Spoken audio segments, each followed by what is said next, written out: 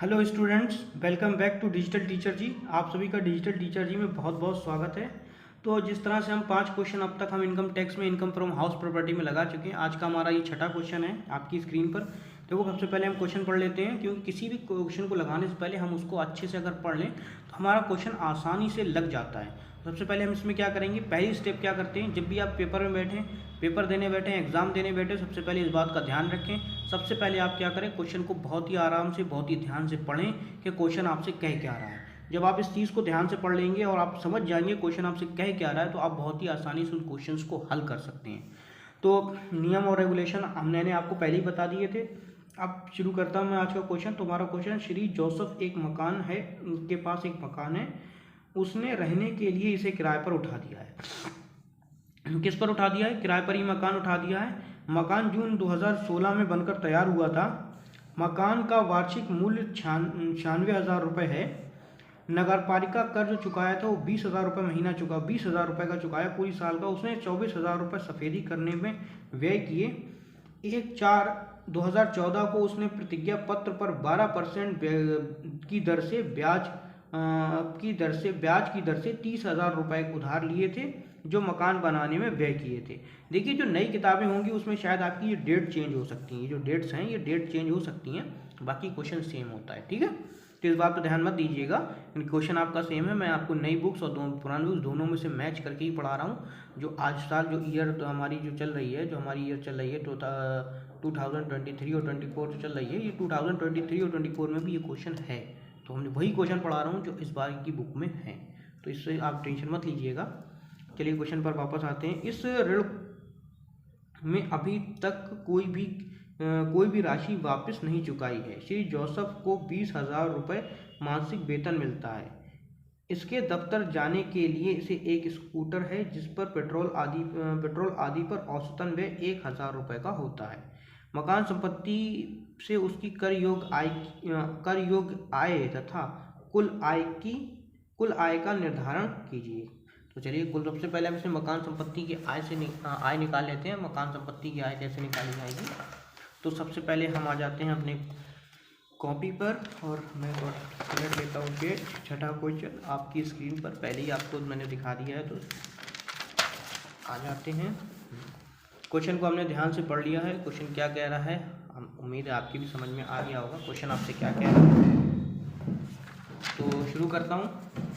सबसे पहले क्या करेंगे, सबसे पहले देखो, इसमें ग्रॉस एनुअल वैल्यू दी हुई है 96,000 रुपये, क्योंकि और बाकी चीज़ें नहीं दी हैं, जो दिया हुआ है वही पर हमारा क्या हो जाएगा, ग्रॉस एनुअल वैल्यू हो जाएगी। क्या हो जाएगी, तो यहाँ डाल देता हूँ पार्टिकुलर अमाउंट, क्योंकि अगर हम क्वेश्चन को उसके तरीके से लगाएं तो हमें ज़्यादा नंबर देता है। वैसे लगाने को तो इसको हम कैलकुलेशन तरीके से भी लगा सकते हैं।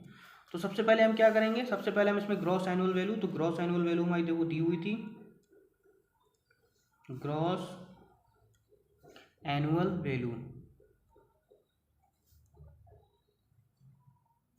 ग्रॉस एनुअल वैल्यू हमारी कितनी दी है, 96,000 रुपये की। कितने की दी है, 96,000 रुपये की ग्रॉस एनुअल वैल्यू दी है। अब ग्रॉस एनुअल वैल्यू देने के बाद उसमें हमें क्या करना पड़ता है, इसमें से म्युनिसिपल टैक्स को माइनस करना पड़ता है। तो यहाँ लिख दो लेस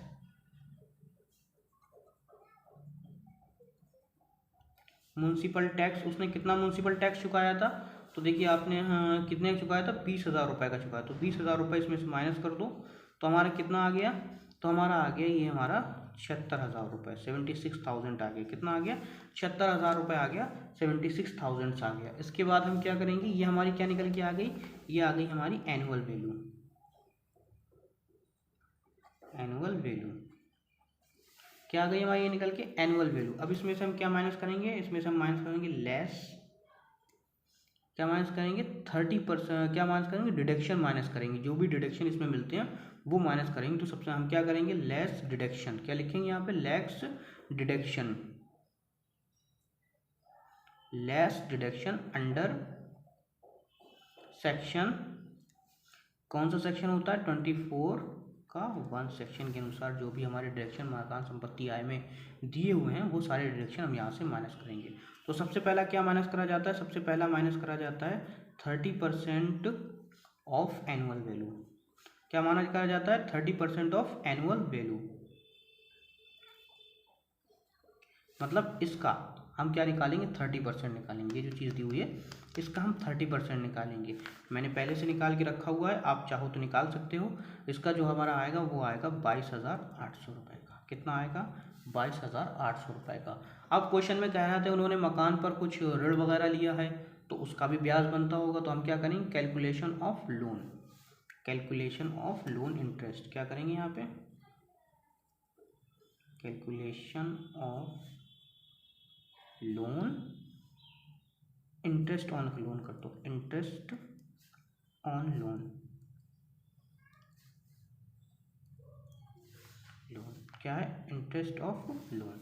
तो कैलकुलेशन इंटरेस्ट ऑन लोन पर करेंगे। तो कैलकुलेशन करने के लिए देखो इसमें दो फॉर्मूले लगते हैं, एक पी वाई और पीसीपी। पहले हम क्या करेंगे, पी वाई के लिए निकालेंगे, फिर पीसीपी के लिए। कैसे निकालेंगे, हम यहाँ पर निकाल के देखो आपको बता रहे हैं, यहाँ पर निकाल देते हैं हम वर्किंग नोट पर, वर्किंग नोट। तो सबसे पहले हम क्या करेंगे, पी वाई के लिए निकालेंगे, पी वाई यानी प्रीवियस ईयर। तो पी वाई के लिए सिंपल सा तरीका है हमारा, 30,000 रुपये का उन्होंने लोन लिया था, ठीक है, 30,000 रुपये का उन्होंने लोन लिया और इसमें कितने रुपए, 12% की दर से लिए। तो 30,000 गुणे 12 भाग 1000, कितना आ गया, 3600 रुपये का हमारा लोन आ गया। ये आ गया हमारा पी वाई के लिए। किसके लिए आ गया, यहाँ हम डाल देते हैं A, interest on loan, interest on loan काय के लिए, पी वाई के लिए। पी वाई के लिए कितना आ गया हमारा, तो पी वाई के लिए हमारा आ गया यहाँ पे 3600 रुपये का।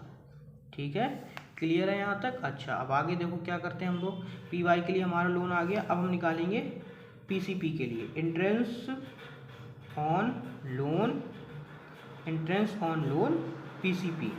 तो पीसीपी के लिए लोन निकालने के लिए हम देखो क्या करते हैं, इंटरेस्ट ऑन लोन यहाँ पर हम निकालेंगे पीसीपी के लिए। तो देखो पीसीपी के लिए थोड़ा सा हमारा कैलकुलेशन थोड़ी सी अदर हो जाती है। तो पीसीपी के लिए निकालने के लिए सबसे पहले क्या करते हैं हम, उन्होंने लोन लिया कब था, तो उन्होंने जो लोन लिया था वो लिया था 1/4/2014 को। कब लिया था उन्होंने, 1/4/2014 को उन्होंने लोन लिया था। कब लिया था, 1/4/2014 को। और इनका मकान बनकर कब तैयार हुआ था, इन्होंने इसी चीज़ में करी है कि इनका मकान जो बनकर तैयार हुआ था वो इन्होंने इस 2021 का काम कर रहे हैं, तो मतलब 2021 के लिए गणना करना पड़ेगा हमें। तो देखो हम क्या करेंगे, इनका मकान बनकर तैयार हुआ था 2016 में, ये ऊपर दिया हुआ है आपके देखो बुक में, ये दिया हुआ है 2016 में इनका मकान बनकर तैयार हुआ था।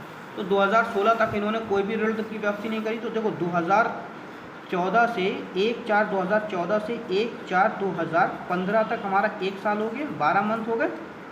अब इससे 1/4/2015 से 1/4/2016 तक हमारे 12 मंथ हो गए, यानी हमारे टोटल कितने मंथ हो गए, 24 मंथ हो गए। कितना हो गया, 24 मंथ हो गया। तो हम क्या करेंगे, यहाँ पर हम क्या निकालेंगे, यहाँ पर हम निकालेंगे आपका यहाँ पर हम क्या निकालेंगे, यहाँ पर हम आपका निकालेंगे पीसीपी के लिए लोन। तो पीसीपी के लिए हम क्या निकालेंगे, तो हमारा पीवाई के लिए लोन कितना आया था, 3600 का। तो हम यहाँ पर देखो फॉर्मूला होता है आपका 3600 जो हमारा लोन आया था वो, फिर उसके बाद गुणे 1/5 मल्टीप्लाई कितने महीने हैं, 24 महीने, तो 24 भाग 12, ठीक है, इस तरह से निकालते हैं। तो हमारा आंसर क्या आ जाएगा इसका, तो हमारा आंसर आ जाएगा 14,040 रुपये। ये हमारा फार्मूला है, ये ध्यान रखिएगा। जो हमारा पीवाई के लिए लोन आया था उसका 1/5 और जो महीने आते हैं उसको 12 से भाग देते थे। 24 महीने आए थे, हमने यहाँ कैलकुलेशन करी थी। तो हमारा कितना आ गया यहाँ पर 1,440 रुपये। हम क्या करेंगे, इन तीनों को जोड़ देंगे, इसको, इसको और इसको, इन तीनों को क्या कर देंगे, हम जोड़ देंगे। तो इन तीनों को आप प्लस कर दीजिए, इन तीनों को प्लस करेंगे तो हमारा आंसर कितना आएगा, आंसर आएगा हमारा 27,840, 27,840। अब हम क्या करेंगे, 27,840 को इससे माइनस कर देंगे। 27,840 को जरा इससे माइनस करो, तो 27,840 को जब हम इससे माइनस करेंगे तो हमारा आंसर आएगा 48,160 रुपये। ये हमारी क्या निकल के आ गई, ये आ गई हमारी इनकम फ्रॉम हाउस प्रॉपर्टी। कैसे निकाली थी, फिर से एक बार समझ लो। ग्रॉस एनुअल वैल्यू थी हमारे पास, म्यूनसिपल टैक्स 20,000 हमने माइनस कर दिया। म्यूनसिपल टैक्स माइनस करने के बाद हमारा क्या करा, हमने जो डिडक्शन, जो हमारा अंडर सेक्शन 24 के धारा 1 के अनुसार जो हमारा डिडक्शन है, वो सबसे पहला डिडक्शन है 30% एनुअल वैल्यू का, 30% एनुअल वैल्यू निकाल दी। फिर कैलकुलेशन ऑफ लोन करेंगे, पीवाई के लिए निकाला, फिर पीसीपी के लिए निकाला। पी वाई के लिए मतलब होता है प्रीवियस ईयर, और पीसीपी का मतलब उससे जो प्रीवियस ईयर्स होती हैं उनके लिए निकालें। तो पीसीपी के लिए निकालेंगे, तो पीसीपी के लिए निकालने के लिए हमारा फॉर्मूला था, सबसे पहले हम क्या करते हैं, मंथ की गणना करते हैं। तो 1000 2014 को उन्होंने लोन लिया था 16 तक, तो ये हो गया ए 15, तो 14 से 15 एक साल, और 15 से 16 दूसरी साल, यानी 12 महीने और 12 महीने 24 महीने हमारे पास हो गए। यहाँ क्या करते हैं, मंथ की कैलकुलेशन करते हैं, फॉर्मूला लगा देंगे। 3600 हमारा जो लोन आया तो उसी में 1/5 और 24/12, 24/12 मतलब 12/24 महीनों के लिए 14,440 आ गया, 1440 लिख दिया। इन सबका टोटल मारा, इसका टोटल मारा, और क्या यहाँ पर लिख दिया, और इससे माइनस कर दिया, हमारा आंसर आ गया इनकम फ्रॉम हाउस प्रॉपर्टी। उम्मीद है आपको क्वेश्चन समझ में आ गया होगा। मिलते हैं अगली वीडियो में, तब तक के लिए जय हिंद, जय भारत।